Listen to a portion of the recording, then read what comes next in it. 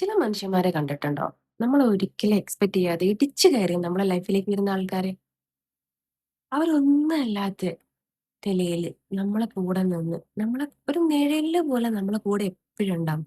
നമ്മളെ വിശ്വാസവും, സ്നേഹം ഒക്കെ പിടിച്ചു പറ്റി നമ്മൾക്ക് അവര് പറയുന്നത് ഭയങ്കര വിശ്വാസായിരിക്കും.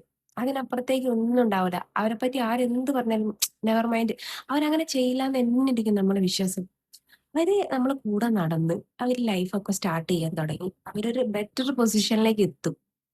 അപ്പോഴായിരിക്കും നമ്മളൊരു പടുകുഴിയിലേക്ക് മൂക്ക് കുത്തി വീഴുക. നമ്മളെന്താ ആശ്വസിക്കുക? ഈ കുഴി കിടന്ന് നമ്മൾ വിശ്വസിക്കുക എന്ത്?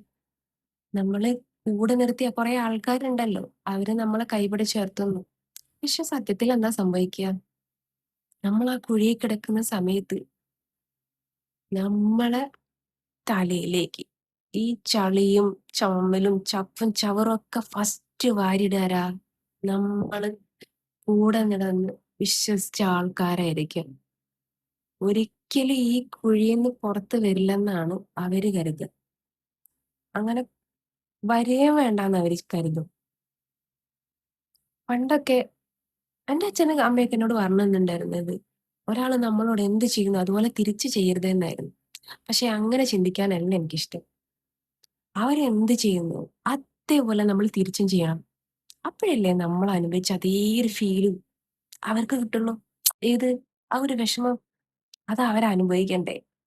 നമ്മള് ഡയറക്റ്റ്‌ലി ചെയ്തില്ലെങ്കിലും പടച്ചോനുണ്ടെടാ മോളില്. അവര് ചെയ്യും. ഇങ്ങനത്തെ ചങ്ക് നിങ്ങക്കുണ്ടെങ്കിൽ എങ്ങനെയെങ്കിലും ഒന്ന് മെൻഷൻ ചെയ്യാൻ നോക്കൂട്ടോ.